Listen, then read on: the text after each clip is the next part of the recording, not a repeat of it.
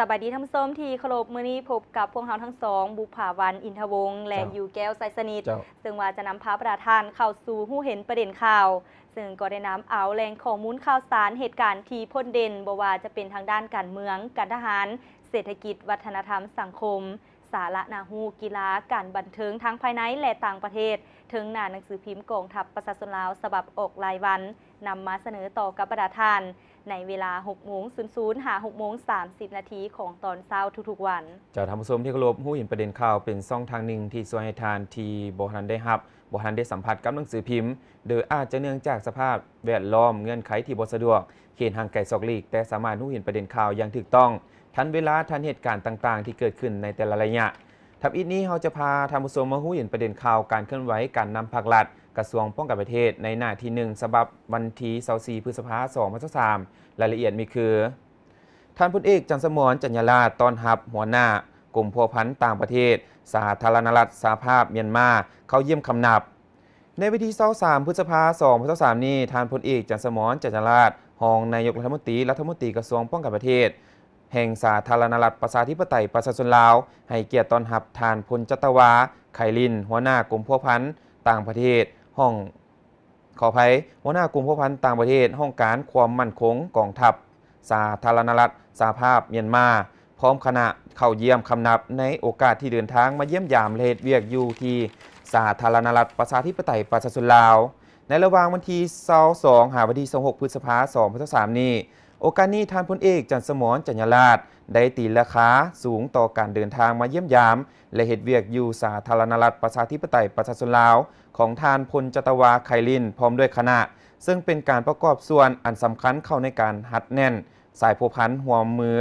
ที่เต็มไปด้วยไมตรีจิตมิตรภาพและสืบต่อการพัวพันหัวมือระหว่าง2กรมพัวพันต่างประเทศกระทรวงป้องกันประเทศลาวและกระทรวงป้องกันประเทศเมียนมาให้นับมือแตกดอกออกผลขออภัยให้นับมือแตกดอกออกผลขึ้นเรื่อยๆท่านพลจัตวาไขลินได้แสดงความ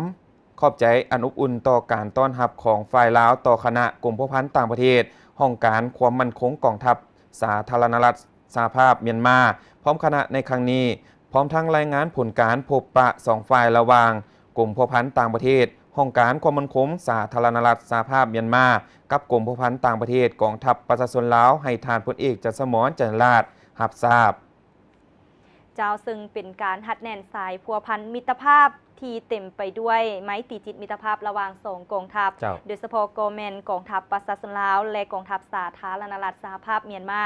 ท่านผู้ชมมาต่อกันที่สหายพลตรีหยางเวินลินมอบเครื่องให้โรงเรียนประถมสมบูรณ์ลาวจีนซึ่งว่าในวันที่23พฤษภาคม2023สหายพลตรีหยางเวินลินรองหัวหน้าแม่ทัพ75เขตสู่6ภาคใต้กองทัพปลดปล่อยประชาชนจีนพร้อมด้วยคณะได้นำเอาอุปกรณ์การเรียนและอุปกรณ์กีฬาประกอบมีไม้ตีดอกปีกไก่50อันดอกปีกไก่50บังบานทรง50หน่วยบานบ้วง50หน่วยบานเตะ30หน่วยกระดานนับคะแนน2อันธงปื้ม29ธงปื้มบันทึก30หัวกองเครื่องเขียน30อันและเครื่องอื่นจำนวนหนึ่งรวมมูลค่าทั้งหมด93ล้านกว่ากีบมามอบให้โรงเรียนปฐมสมบูรณ์ลาวจีนบ้านหนองปิงห้องหัวหน้ากรมใหญ่การเมืองกองทัพประชาชนลาว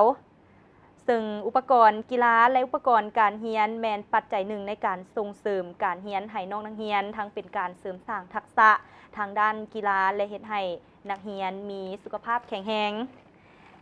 เจ้าท่านผู้ชมและนั่นก็แมนการมอบเครื่องให้โรงเรียนประถมสมบูรณ์ลาวจีนของสหายพลตรีหยางเวินลินที่เห็นได้ความหมายความสำคัญและความเป็นห่วงเป็นใยต่อการศึกษาของน้องๆนักเรียนจะท่านผู้ชมเฮามาต่อกันที่ข่าวมอบอัฐิทหารอาสาสมัครและเสี่ยวสารเวียดนามกลับคืนประเทศในวันที่19พฤษภาคม2023นี้กองบัญชาการทหารนครหลวงเวียงจันทร์ได้จัดพิธีมอบอัฐิมอบอัฐิอาสาสมัครและเสี่ยวสารเวียดนามที่เสียสละชีวิตในปางสงครามอยู่ขอบเขตนครหลวงเวียงจันทร์กลับคืนประเทศจำนวน1อัฐิโดยมีสหายพลจัตวาศรีพรจันทร์สมวงศ์หัวหน้าคณะปฏิบัติงานพิเศษนครหลวงเวียงจันทร์มีสหายเหวียน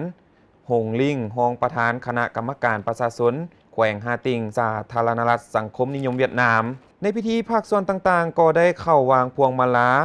รวมมี9คณะ ในนั้นมีคณะปฏิบัติงานพิเศษนครหลวงเวียงจันทร์คณะปฏิบัติงานพิเศษแขวงฮาติงห้องการที่ปรึกษาทูตป้องกันชาติสาธารณรัฐสังคมนิยมเวียดนามประจำลาวกองบัญชาการทหารนครหลวงเวียงจันทร์กองบัญชาการป้องกันความสงบนครหลวงเวียงจันทร์สหพันธ์นักรบเก่านครหลวงเวียงจันทร์แผนกแรงงานและสวัสดิการสังคมนครหลวงเวียงจันทร์ห้องการปกครองเมืองสีโคตะบองและห้องการปกครองเมืองสถานีเจ้าก็ถือได้ว่าเป็นการมอบรับอัฐิให้แก่อาสาสมัครและเชี่ยวชาญเวียดนามกลับคืนสู่ประเทศของเพื่อนที่ได้มาเสียสละในปางสงครามในเมื่อก่อนเจ้า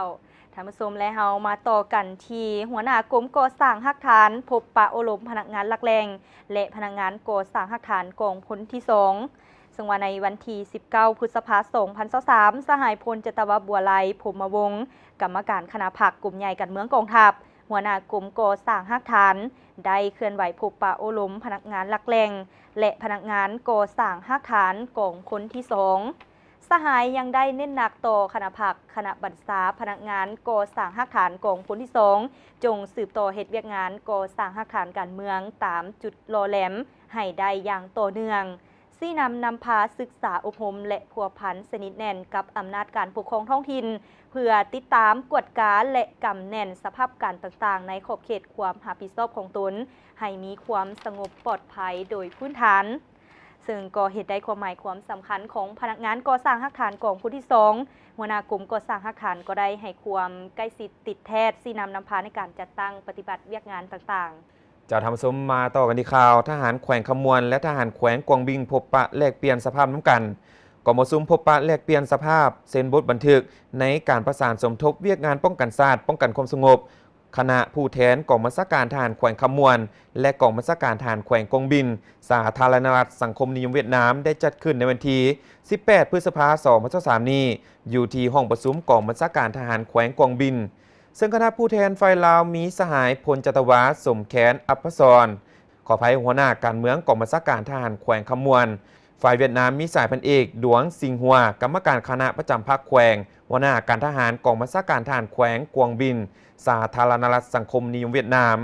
ในกองประชุมคณะผู้แทนทั้งสองฝ่ายก็ได้ผลัดเปลี่ยนกันขึ้นรายงานสภาพแผนการพัฒนาเศรษฐกิจสังคมมากผลการจัดตั้งปฏิบัติเวียกงานป้องกันชาติใน6เดือนท้ายปี2022และ5เดือนต้นปี2023ขาดการร่วมมือระหว่างกองบัญชาการทหารแขวงขมวนและกองบัญชาการทหารแขวงกงบินในท้ายปี2023และทิศทางแผนการปี2024ถึงแม้ว่าจะพบความยุ่งยากหลายประการโดยเฉพาะแม้นผลกระทบจากการแพร่ระบาดของพยาธิโควิด -19 แต่แขวงขมวนหากวงบินและกำลังประกอบอาวุธทั้งสองแขวงก็สามารถญาติได้ผลสำเร็จหลายด้านทำสมและนั่นก็เป็นการพบปะแลกเปลี่ยนสภาพน้ำกันของทั้งลาวและเวียดนามบอกว่าจะเป็นทั้งแขวงขมวนและแขวงกวงบินเจ้าทำสมและเฮามาต่อกันที่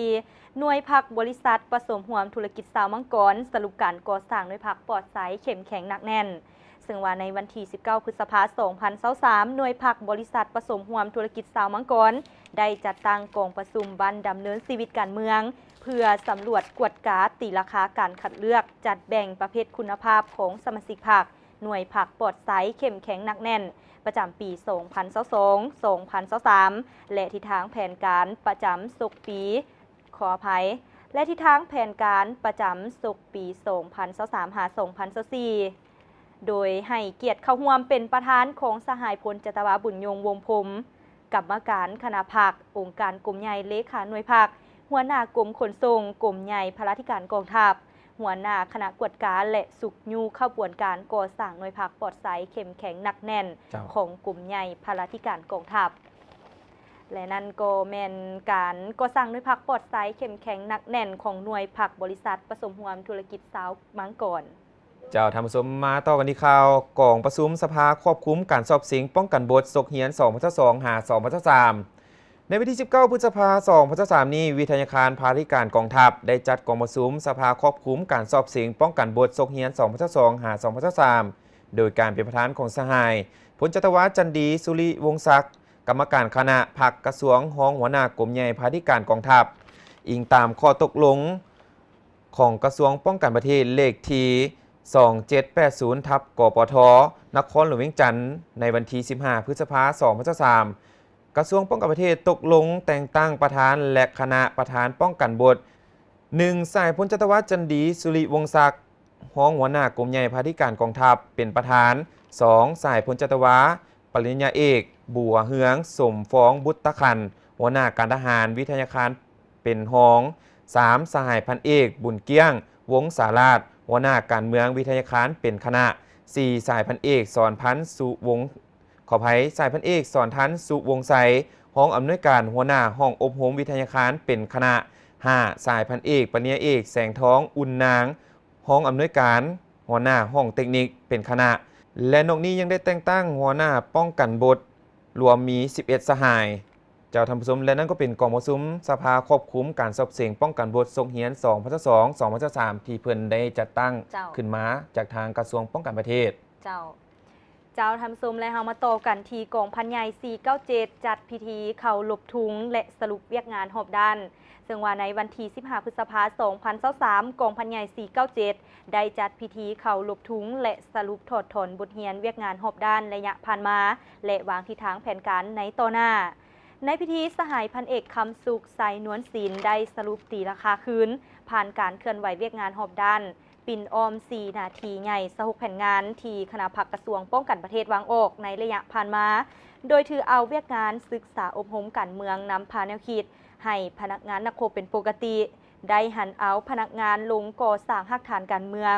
สมทบกับอำนาจการปกครองบ้านขอบเขตกลุ่มกองรับผิดชอบพร้อมกันเฮ็ดเวียกงานป้องกันชาติป้องกันความสงบเฮ็ดให้สภาพมีความสงบโดยพื้นฐานจะทำส้มเฮามาต่อกันที่ข่าวโฆษณาปาฐกถามูลเสื้อ2 วันประวัติศาสตร์ให้กว้างขวางและทั่วถึงทุกเป้าหมายเพื่อหวนคืนมูลเสื้อและนึกถึงเหตุการณ์สำคัญทางด้านประวัติศาสตร์ทั้งเป็นการโฆษณาศึกษาอบรมให้พนักงานสมาชิกพรรคและประชาชนบรรดาเผ่าได้รู้เข้าใจมูลเสื้อการต่อสู้อันพิละอาจหาญผลงานอันใหญ่หลวงของกองพันที่2วิรชนและวิรกรรมตนโคกอย่างมหัศจรรย์ของบรรดาผู้นำของพรรคและแนวราวหักชาติเข้าในภารกิจปกปักรักษาและพัฒนาประเทศชาติอย่างกว้างขวางและทั่วถึงทุกเป้าหมายนั้นคณะโฆษณาอบรมศูนย์กลางภาคได้ออกแจ้งการเลขที่12ทับคอสทขออภัยเลขที่12ทับคอสพลงวันที่17 พฤษภาคม 2023ให้คณะภาคบรรดากระทรวงองค์การจัดตั้งมหาชนอ้อมข้างศูนย์กลางคณะภาคนครหลวงเวียงจันทร์และคณะภาคแขวงในทั่วประเทศคณะโฆษณาอบรมนครหลวงและบรรดาแขวงในทั่วประเทศเกี่ยวกับการจัดตั้งโฆษณาปาฐกถาวันพาวงปิดล้อมของกองพันที่2วิรชนที่ทุ่งหินแขวงเชียงขวางครบรอบ64 ปีในวันที่18 พฤษภาคม ปี 1959 วันที่18 พฤษภาคม 2023และวันวีรกรรมตนคุกอย่างมหัศจรรย์ของบรรดาผู้นำพรรคและแนวราวหักชาติครบรอบ63 ปีในวันที่24 พฤษภาคม ปี 1960 วันที่24 พฤษภาคม 2023นี้เจ้าทำสมแลมนั่นก็เป็นการปาฐกถาหวนคืนมูลเสื้อ2 วันประวัติศาสตร์เพื่อให้คนรุ่นใหม่ใหญ่รุ่นได้ระลึกถึงบุญคุณงามความดีและเหตุการณ์สำคัญทางด้านประวัติศาสตร์ดังกล่าวและต่อไปจะให้บรรดาทานได้ไปรับชมข่าวกองพันใหญ่11สุ่มใส่การเข้าห่วมซ่อมหบห่วมลาวจีนภายหลังได้รับการมอบหมายจากขันถึงก็คือกระทรวงป้องกันประเทศมอบหมายให้กองพันใหญ่11จัดตั้งกำลังพลพร้อมด้วยพาหนะรับประกันต่างๆเข้าสู่ภาคสนามฝึกซ้อมเพื่อจัดตั้งฝึกซ้อมห่วมกับกองทัพปลดปล่อยประชาชนจีนในหัวข้อซ้อมหบห่วมล้าวจีนโลกกำบังมิตรภาพ 2023 สหายพันเอกกงทองสุขวงศ์หัวหน้าการทหารกองพันใหญ่11ได้นำเอากำลังเข้าห่วมซ้อมหบเฮ็ดให้การซ้อมหบในครั้งนี้บรรลุตามแผนการและนั่นก็เป็นการเพิ่มประสิทธิภาพและความสำนิสำนานให้พนักงานนักรบพร้อมทั้งเป็นการหัดแน่นความสามัคคีระหว่างสองกองทัพและเป็นการยกระดับความพร้อมเพื่อแก้ไขสภาพการต่างๆที่จะเกิดขึ้นในต่อหน้าจะทำสมก่อนอื่นใจบรรดาทานไปพักสมโฆษณาก่อนแล้วจึงมาพบกันในต่อไปของทางหู้เห็นประเด็นข่าวเมื่อพวกเขาอยู่ภายใต้ชายคาของสถานีโทรภาพกองทัพ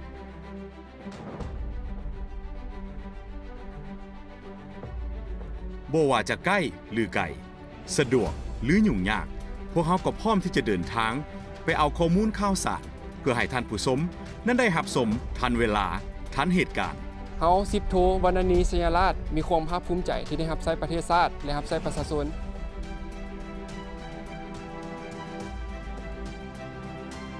พวกเขาคำนึงถึงจรรยาบรรณและหน้าที่รับผิดชอบเสมอ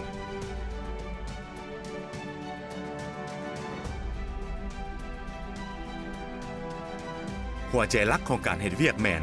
ว่องไวชัดเจนครบถ้วนและถูกต้องทุลภาพกองทัพกำเนิดเติบใหญ่ขยายตัวเคียงคู่กับการพัฒนาของกองทัพในระยะใหม่พวกเขามีความพร้อมทางด้านบุคลากรอุปกรณ์และจิตใจอันเป็นหนึ่งเดียวในการนำเสนอข่าวสารการเคลื่อนไหวของกองทัพประชาชนลาวก็คือประเทศชาติพวกเขามีการวางแผนพัฒนาปรับปรุงการเฮ็ดเวียกในทุกๆอาทิตย์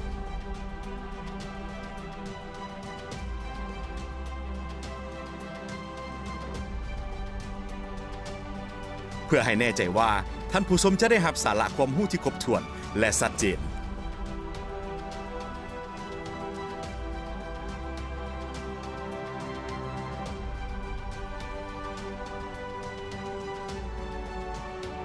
โทรภาพกองทัพประชาชนลาวมุ่งมั่นก้าวไกลใส่ใจพัฒนาวิชาการจรรยาบรรณสื่อมวลชนฝึกฝนเที่ยงธรรมนำเสนอข้อมูลข่าวสารสาระบันเทิงว่องไวทันสมัยบริการรับใช้ประชาชนถามสมกับเข้ามาสู่ในนี้ของทางฉบับหนังสือพิมพ์ของหู้เห็นประเด็นข่าวในวันที่24พฤษภาคม2023กับเวียกดีคนเด่นการเห็นดีทัศนะออกแห่งงานเด่นเมื่อว่าถึงพนักงานนักรบที่ดีเด่นมีความห้าวหันในการปฏิบัติมติคำสั่งข้อกำหนดกฎระเบียบของกองทัพไปเคียงคู่กับการปฏิบัติวิสาเฉพาะตามการมอบหมายและยังมีความดุมันในการออกแหงงานเพิ่มพูนผลิตผลสร้างแรงรายหับเพื่อพัฒนาชีวิตการเป็นอยู่ของตนให้ดีขึ้นโดยที่เอาซีปลูกซีเลี้ยงเข้าสู่การดำรงชีวิตตัวจริงในนี้สหายวาทีศรีวิสัยอินทวงศ์ธรรมก็เป็นผู้หนึ่งที่ยืนอยู่แถวหน้าซึ่งกลายเป็นที่ยอมรับและได้รับการยกย่องจากคณะพักคณะบรรษาครูอาจารย์และหมู่เพื่อนภายในกลุ่มกองของศูนย์เหล่าหบสร้างแสงตลอดมาเจ้าซึ่งก็เป็นบุคคลตัวแบบด้านการทำเฮียนและทัศนะออกแห่งงานเพิ่มพูนผลิตผลที่พนักงานนักรบในกลุ่มกองควรนำไปเป็นแบบอย่างท่านผู้ชมเฮามาต่อกันที่ข่าวมอบเหรียญกาละนึก65ปีของคณะสาวหนุ่มประชาชนปฏิวัติลาวให้อดีตการนำกลุ่มใหญ่การเมืองกองทัพในวันที่18พฤษภาคม2023กรมใหญ่การเมืองกองทัพได้มอบเหรียญกาละนึก65ปีวันสร้างตั้งคณะสาวหนุ่มประชาชนปฏิวัติลาววันที่14เมษายน1955 14เมษายน2020ให้สหายพลจตวาลเหล่าแก้วประเสริฐอดีตห้องหัวหน้ากรมใหญ่การเมืองกองทัพตามการซี้นำมอบหมายของคณะนำกรมใหญ่การเมืองกองทัพซึ่งก็เพื่อเป็นการแสดงถึงความหู้บุญคุณและเป็นการย่องยอสรรเสริญต่ออดีตการนำกระทรวงป้องกันประเทศก็คือกรมใหญ่การเมืองกองทัพที่มีผลงานดีเด่นในการซี้นำพาเวียกงานคณะสาวหนุ่มประชาชนปฏิวัติลาวอยู่ในฐานแถวกองทัพเฮาจะทำสมมาต่อกันที่ข่าวประกาศทำห้องเอากอง1017เป็นกองวัฒนธรรมครั้งที่ 1ในวันที่17พฤษภาคม2023นี้กองบัญชาการทหารแขวงสารวัตรได้ประกาศยั่งยืนทำห้องเอากอง1017เป็นกองวัฒนธรรมครั้งที่ 1ประจำปี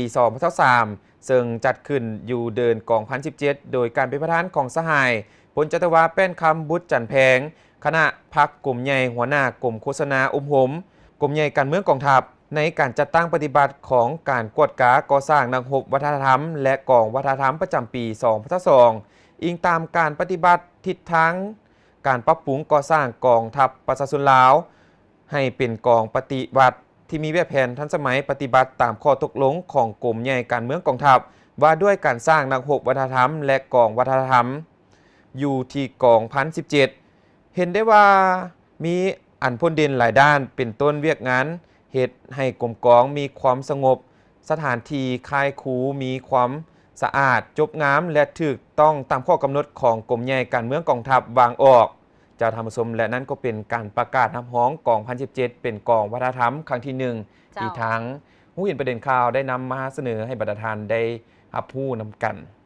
เจ้าเห็นได้ว่ากองพัน17แมนได้มีเวียกงานอันพ้นเด่นหลายด้านจึงได้ถูกทับฮ้องเอาเป็นกองวัฒนธรรมเจ้าท่านผู้ชมเฮามาต่อกันที่มอบรับวัตถุขออภัยมอบรับวัตถุกรรมทางประวัติศาสตร์ครั้งที่3ให้หอพิพิธภัณฑ์ประวัติศาสตร์กองทัพ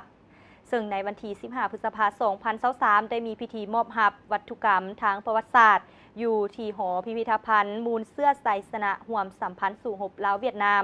ตามทางเลขเก่าเมืองเสโปนแขวงสวรรณเขตโดยการเป็นประธานของสหายพันเอกแก้วสุวรรณผางพิลาวงศ์รองหัวหน้ากลุ่มโฆษณาอบรมกลุ่มใหญ่การเมืองกองทัพหัวหน้าคณะรับผิดชอบเคลื่อนย้ายวัตถุกรรมทางประวัติศาสตร์กองทัพมีสหายพันโทศรีสุมังมีไซผลรองหัวหน้าอำนวยการหอพิพิธภัณฑ์ประวัติศาสตร์กองทัพในพิธีดังกล่าวกลุ่มบริษัท VSP ขออภัยในพิธีดังกล่าวกลุ่มบริษัท VSP ได้มอบวัตถุกรรมทางประวัติศาสตร์ให้หอพิพิธภัณฑ์ประวัติศาสตร์กองทัพโดยมีบ่มใหญ่19ลูกและสัมภาวุธต่างๆจำนวน295ลูกจากนั้นได้ต่างนาให้กระทรวงป้องกันประเทศมอบเหรียญไซพิละอาหารสั้น3ให้กลุ่มบริษัท VSP และมอบเหรียญการละนึก70ปีกองทัพประชาชนลาวให้สหายหุมพันธ์จันทร์สง่าและท่านสุวรรณสุพันธวงศ์ที่ได้ประกอบส่วนสำคัญเข้าในการสอบค้นหาวัตถุกรรมดังกล่าวในระยะผ่านมา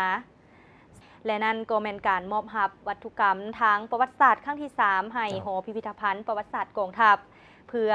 เป็นการนำมาจัดวางแสดงให้คนรุ่นหลังได้เห็นและรับรู้ถึงผลร้ายของสงครามจะทำสมเฮามาต่อกันที่ข่าว035ปาฐกถา2วันประวัติศาสตร์สำคัญ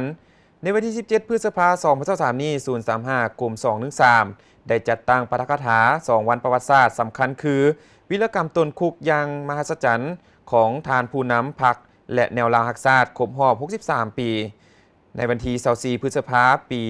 1960หาวันที่24พฤษภาคม2023นี้และมูลเสื้อการพาวงปินล้อมของกองพันที่2วีรสนทีทงไหหินแขวงเส้นขวางครบรอบ64ปีในวันที่18พฤษภาคมปี1959หาวันที่18พฤษภาคม2023จุดประสงค์เพื่อเป็นการศึกษาอบรมการเมืองแนวคิดให้พนักงานและสมาชิกพรรคนักรบในกลุ่มกองหับหูเสื่อมซึมกำแน่นอย่างเลิกซึ่งเกี่ยวกับการขอภัยเกี่ยวกับคุณสมบัติศีลธรรมปฏิวัติคุณงามความดีและมูลเสื้ออันดีงามของพรรคและพนักงานนักรบกองพันที่2เจ้าและนั้นก็เป็นการปาฐกถา2วันประวัติศาสตร์ที่ทั้ง035หรือว่ากลุ่ม213เพิ่นได้ปาฐกถา2วันประวัติศาสตร์ที่เพิ่นได้ปาฐกถาไปในวันที่17พฤษภาคม2023ที่ผ่านมาเจ้าทำสมและเฮามาต่อกันที่เศร้านุ่มกลมกองต่างๆดำเนินกองประชุมใหญ่ซึ่งในระยะกลางเดือนพฤษภาเป็นต้นมาคณะบริหารงานเศร้านุ่มกองพัน415ทหารแขวงหลวงพระบางหน่วยเศร้านุ่มของการเมืองกองบัญชาการทหารแขวงสวรรณเขตและหน่วยเศร้านุ่มกองห้อยปืนใหญ่หน้าดินกองบัญชาการทหารแขวงขมวน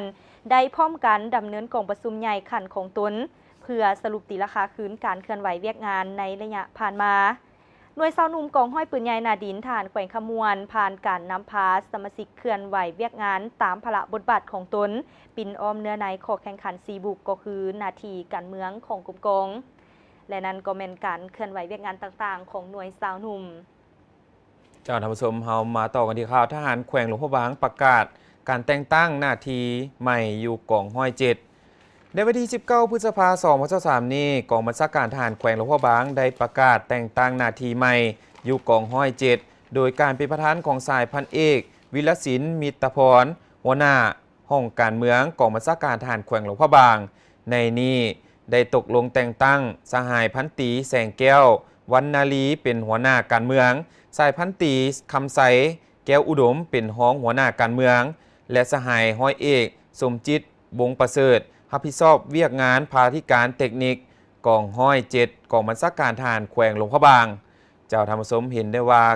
ทั้งทหารแขวงหลวงพระบางเพิ่นได้ประกาศแต่งตั้งหน้าที่ใหม่อยู่ที่กองห้อย7ให้พนักงานนักรบได้มีหน้าที่เบิง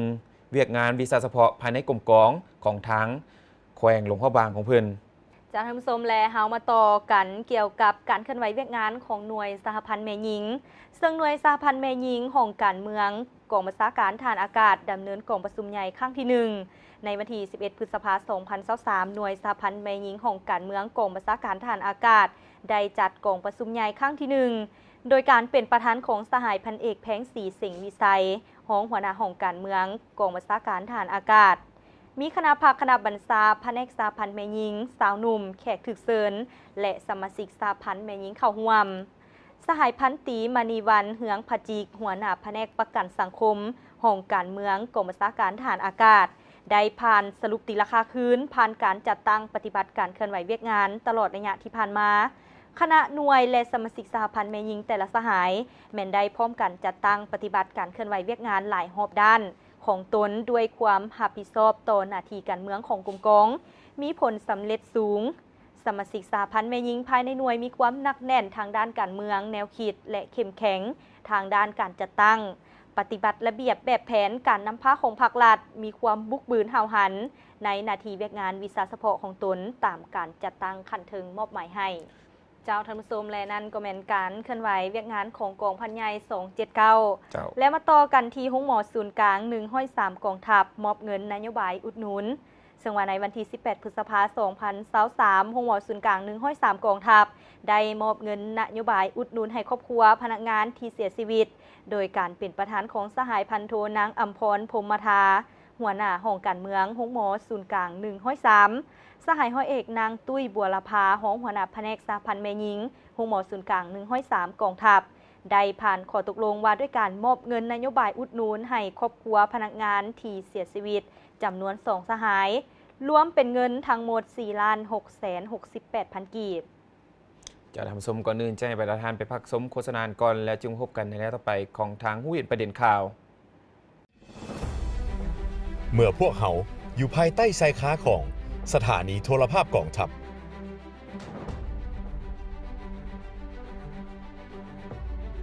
บ่ว่าจะใกล้หรือไกลสะดวกหรือยุ่งยากพวกเขาก็พร้อมที่จะเดินทางไปเอาข้อมูลข่าวสารเพื่อให้ท่านผู้ชมนั้นได้รับชมทันเวลาทันเหตุการณ์เฮา10โทวรรณณีสยาราชมีความภาคภูมิใจที่ได้รับใช้ประเทศชาติและรับใช้ประชาชน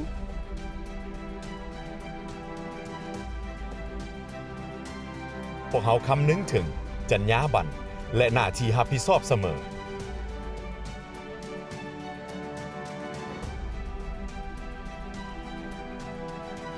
หัวใจหลักของการเฮ็ดเวียกแมนว่องไวชัดเจนครบถ้วนและถูกต้องโทรภาพกองทัพกำเนิดเติบใหญ่ขยายตัวเคียงคู่กับการพัฒนาของกองทัพในระยะใหม่พวกเขามีความพร้อมทางด้านบุคลากรอุปกรณ์และจิตใจอันเป็นหนึ่งเดียวในการนำเสนอข่าวสารการเคลื่อนไหวของกองทัพประชาชนลาวก็คือประเทศชาติพวกเขามีการวางแผนพัฒนาปรับปรุงการเฮ็ดเวียกในทุกๆอาทิตย์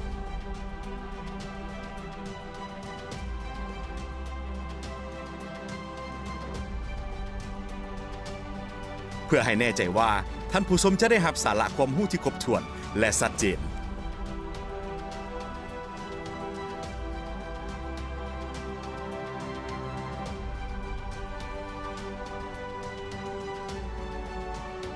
โทรภาพกองทัพประชาชนลาว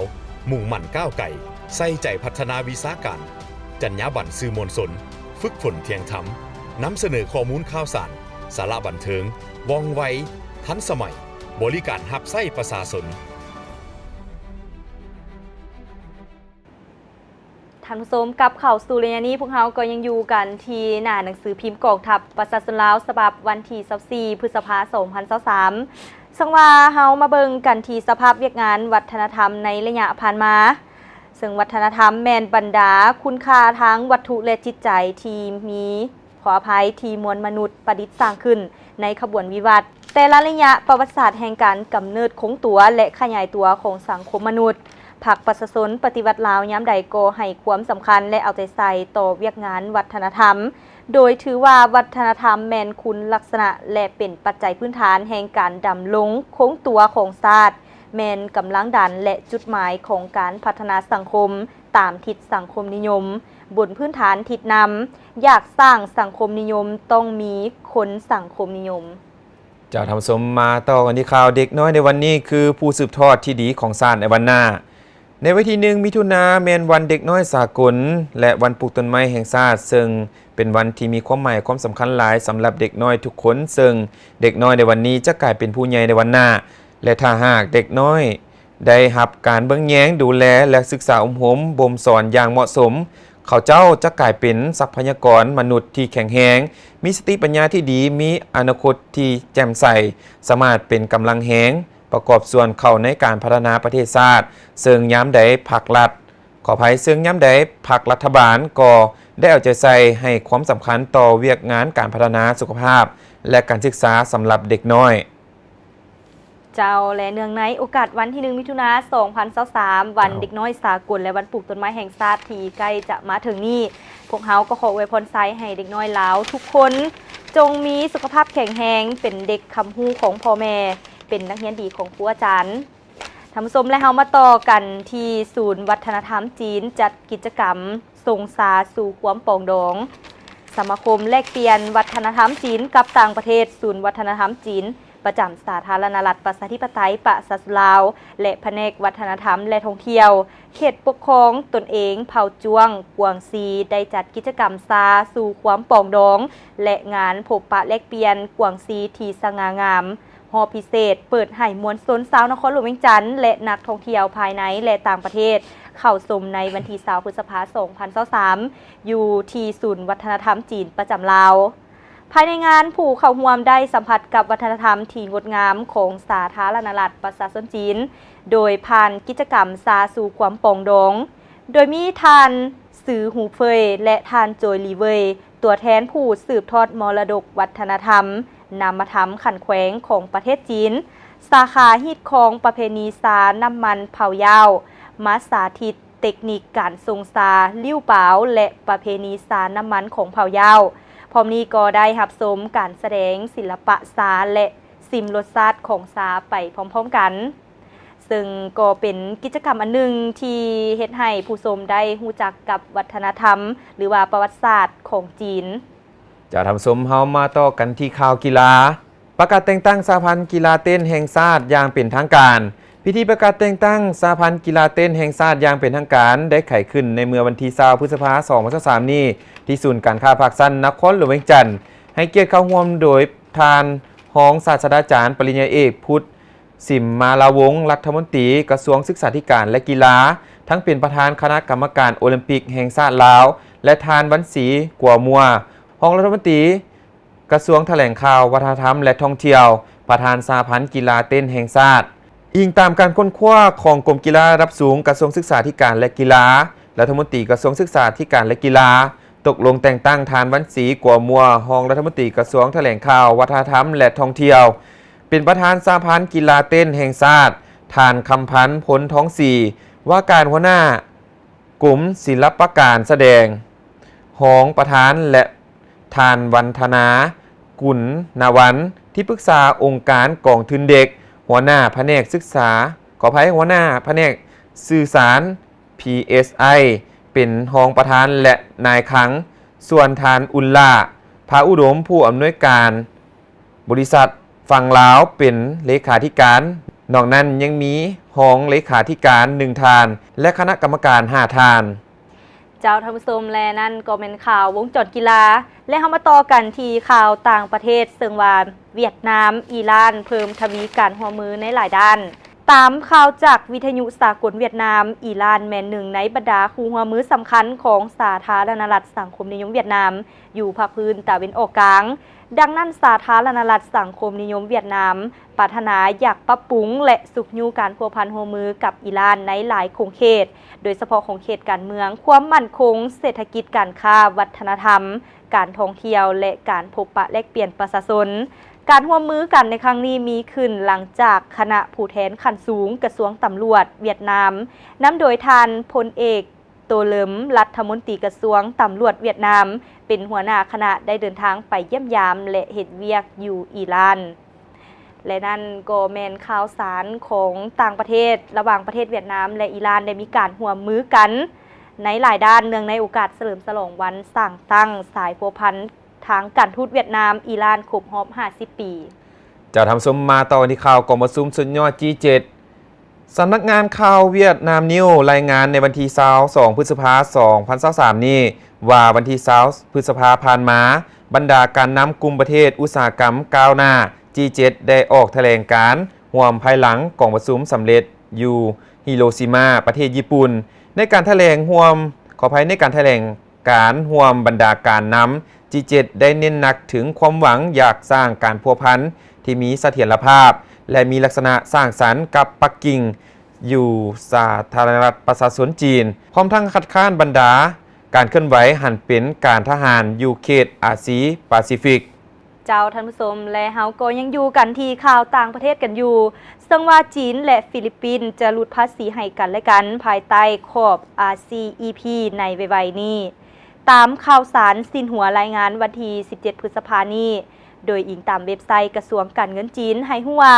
จีนและฟิลิปปินส์จะลดภาษีให้กันและกันภายใต้ขอบ RCEP นับแต่วันที่2มิถุนายนนี้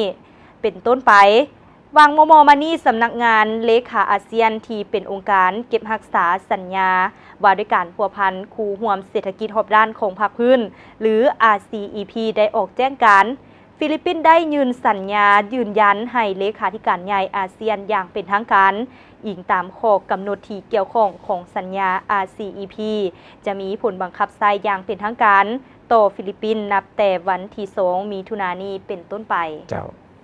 ท่านผู้ชมและนั้นก็แม่นข่าวสารถึงหน้าหนังสือพิมพ์กองทัพประชาชนลาวฉบับวันที่24พฤษภาคม2023ที่ทางผู้เห็นประเด็นข่าวนำมาเสนอต่อกับประธานเมื่อนี้เวลาของทางผู้เห็นประเด็นข่าวก็ได้หมดเวลาเพียงเท่านี้